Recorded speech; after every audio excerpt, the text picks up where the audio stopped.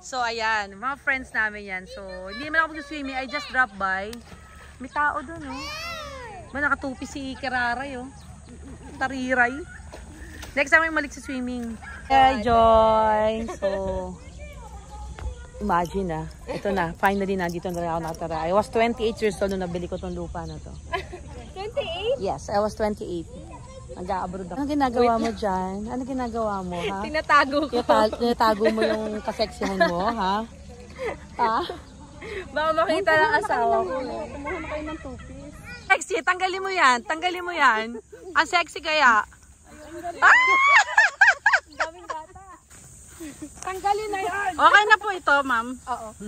Ayaw magtanggal. Sige, tanggalin nyo po. Sexy ba ako? Po. Mas sexy to, oh. Tanggalin nyo na po yung ano. Tanggalin nyo yung boobs. Wala pa tong ano, padding. Habulin nyo, ma'am. Habulin nyo. Tanggalan nyo.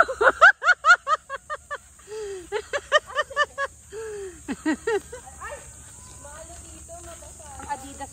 Guys, ito ang sab-sab naman ng aming ano, bakasyon. Nagbakasyon daw kami. May bakasyon po kami, so nagpunta po kami dito. Char. Ayan, oh, sarap ng simoy ng hangin, no? Blah! Blah! Ayan, so nagsuswimming po yung kasama namin. Ayun, oh. Ayan.